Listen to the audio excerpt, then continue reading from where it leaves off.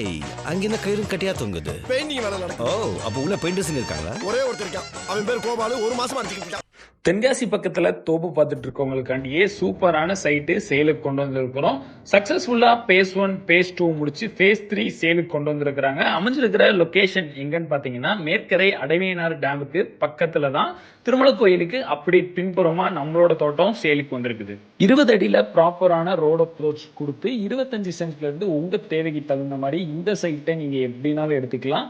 Side ஃபுல்லாவே வந்து பாத்தீங்கன்னா தென்னமரங்களும் மாமரங்களும் நிறைஞ்சிருக்குது. நல்ல ஒரு செம்மண் பூமியும் கூட.